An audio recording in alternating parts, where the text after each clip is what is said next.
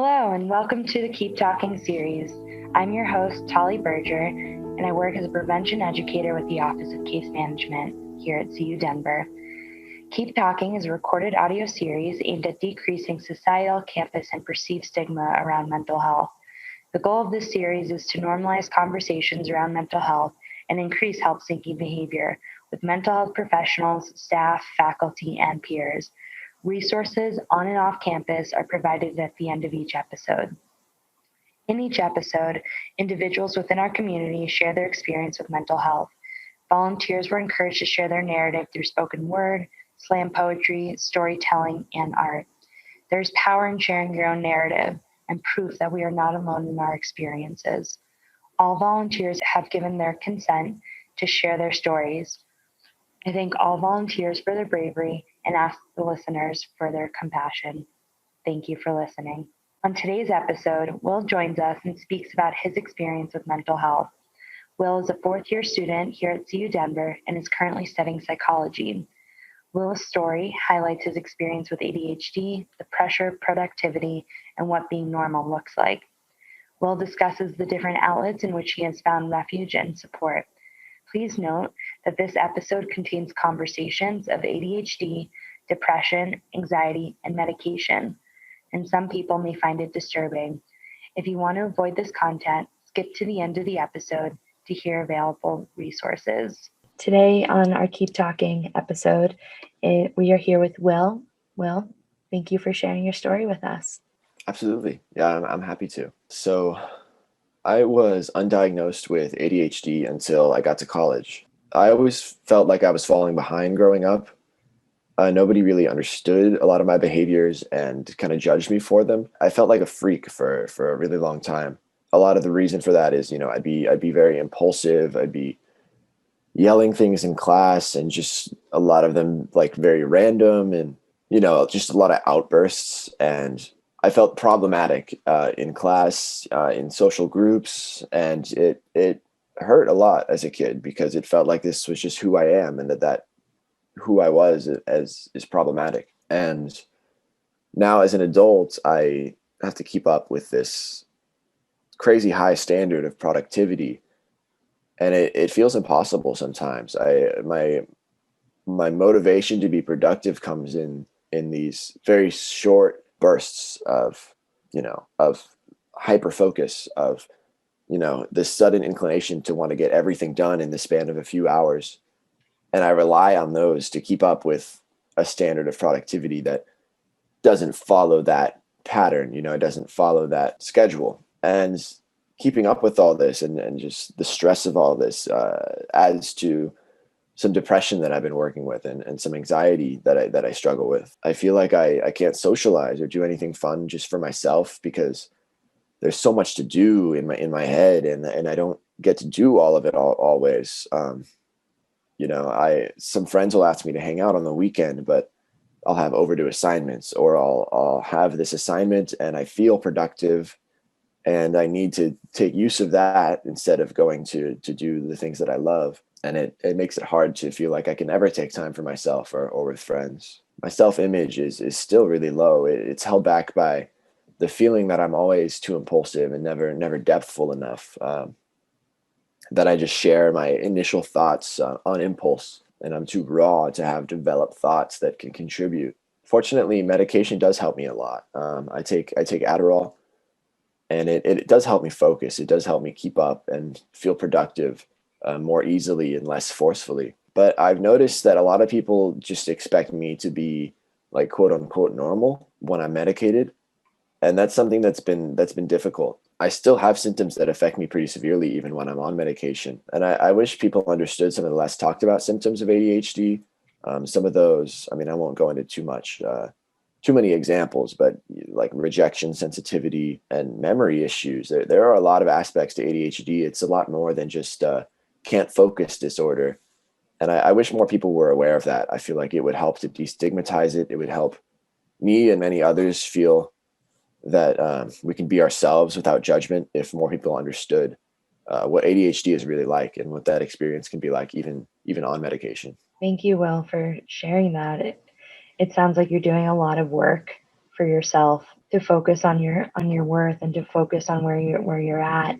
And I'm curious, how do you give yourself grace to meet expectations that you might not have energy for?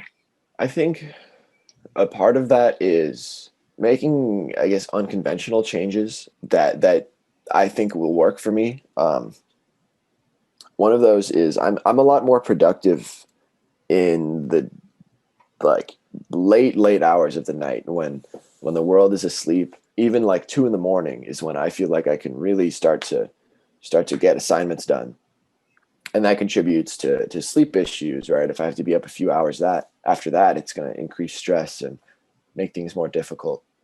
So I think trying to plan for that rather than change that and fix that helps a lot. I think taking later classes, scheduling emails to send during business hours because I'm typing them up super late. Things like that. I think I used to feel like they're, I guess, irresponsible decisions because the expectation is that, you work from in business hours and anything else is immature or something like that. I think moving on from that mindset is a way I've been trying to give myself grace, realizing that this is something I'm working with and I can create a system that works for myself, even if that system isn't what other people would call normal or what other people would call healthy.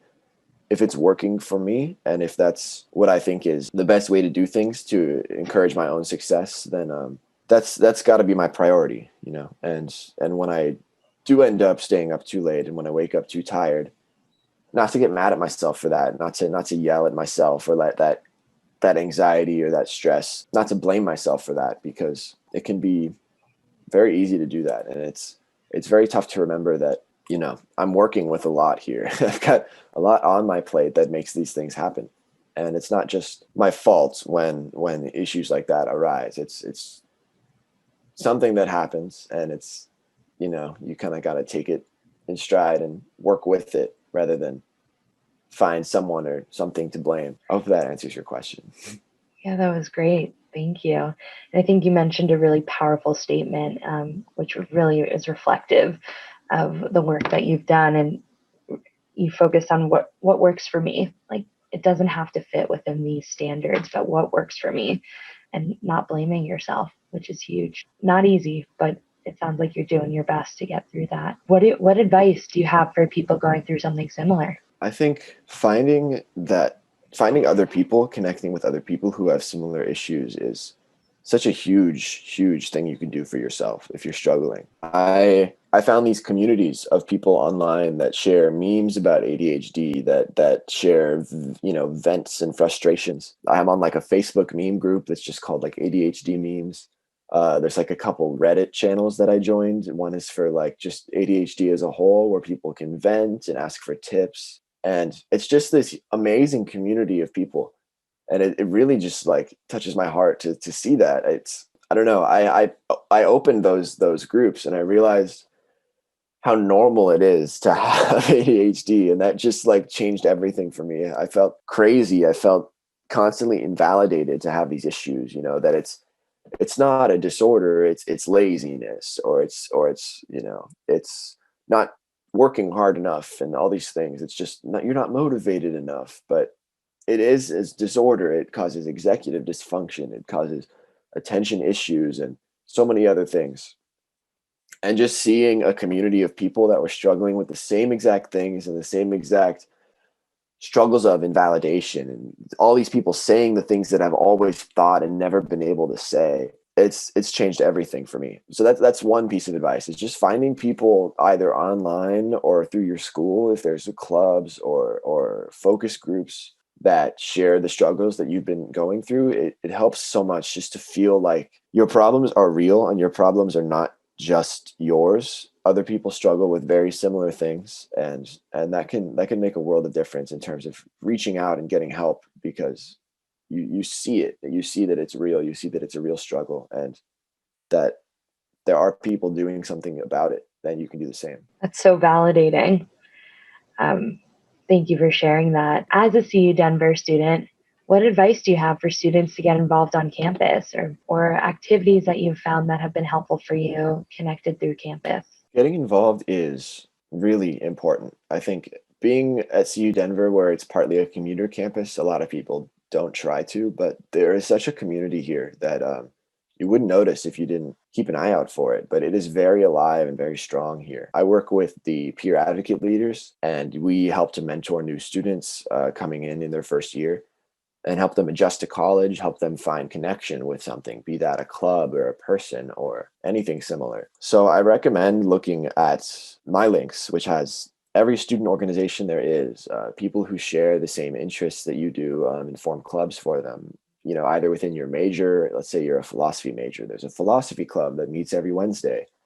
Um, there are clubs for every major you could think of, for so many different career directions. There are like women in nursing clubs. There are specific, like I believe there's like a woman of color in nursing club, or women in STEM, and all these different, minoritized groups have clubs that they connect on and help each other succeed in. And beyond just work, there's clubs for hobbies, clubs for outdoorsy people, and could go on forever.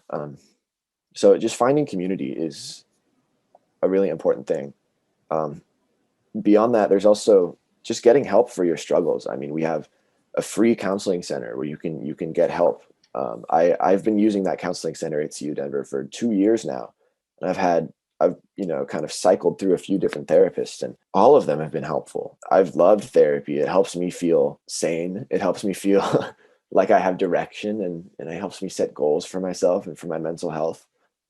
So I can't recommend that enough. And lastly, the disability office. If you have ADHD, if you have any disability, they can help a lot. I think specific to ADHD, a lot of people don't think of it as a disability. It's not really used with that language often, but they can make accommodations that can help a lot. They can, help arrange something with your professor where, if you need to like get up and walk back and forth across the hall a couple times during class, they can help communicate that to your professor. If you have like testing anxiety, they can help arrange a new setup for your tests where you can go take it during office hours instead of in a room full of hundreds of people, and just help create a situation where you can best succeed. So yeah, there are resources. There are so many at our school that can help you manage this and can help you succeed with your issues, and not to get rid of them or to cure them, but to manage them better and to get the help that you need. Thank you for sharing that. You gave a plethora of amazing ideas and options that are available, which is so great. And you're not alone. One last question that I realized I did not ask you or warn you about. So I'm curious, just if you feel comfortable sharing too, just what are some things that you like to do to take care of yourself? I'm a big alone time person when it comes to self-care. When it's warmer, I like to go camp by myself over the weekends. Just like take my backpack, get some time away from it all, and get some peace and quiet and some kind of time to be with myself. Doing things like that really, really help my mental health. And also like playing music and just kind of creating art when I can. Those are my big two for sure when it comes to self-care. Those are wonderful. I feel like Denver's a great place to be with Oh yeah, those. no doubt. Yeah, no doubt. Well, thank you. Thank you for your bravery. Thank you for talking with us and continuing to destigmatize mental health and continuing the conversation. You're very welcome. Thank you for having me. Will disclosed that he was going to make himself a nice egg-filled breakfast after this conversation and go for a walk. Thank you again, Will, for your bravery and willingness to share your story. If you are having similar experiences to Will or know someone that is, you're not alone. There are places and people on and off campus that you can connect with. This also includes Facebook groups, Reddit communities, CU Denver's Peer Advocate Leader or PAL program, disability resources and services, and even MyLinks to check out student life organizations on campus. It's never too late to get involved. There's a multitude of resources available to students, staff, and faculty on campus. Here are a few. If you're hoping to get started with mental health counseling, know that the CU Denver Student and Community Counseling Center offers CU Denver students 10 free sessions every academic year. They also provide affordable counseling services to anyone living in Colorado on a sliding scale. Crisis walk-in hours are also available to CU Denver students. Call 303-315-7270 to get started, or visit their website for more information. The Student Life and Campus Community Team works to connect students to one of 130 plus campus clubs and organizations, meet new people, and develop leadership skills through weekly leadership workshops and certificate programs. Student Life also sponsors the Student Government Association and the student-led newspaper, The Century. Check out their website to get involved. Wellness Coaching with the Wellness Center offers a one-on-one with a certified health coach and virtual or in-person sessions to set actionable goals and make a personalized plan to improve your own wellness. Additionally, the Disability Resources and Services and the Center of Identity and Inclusion are also great resources. Check out their websites to learn more. Thank you again to the Office of Case Management and our partners, the Phoenix Center, Student Life and Campus Community, Active Minds, Auraria Recovery Community, Student and Community Counseling Center, and CU Denver's Digital Strategies team. Please complete the survey at the end of each episode and enter to win an appreciation item. The survey will be listed in the description of each episode. Finally, thank you to all of our volunteers for your bravery, and thank you all for listening.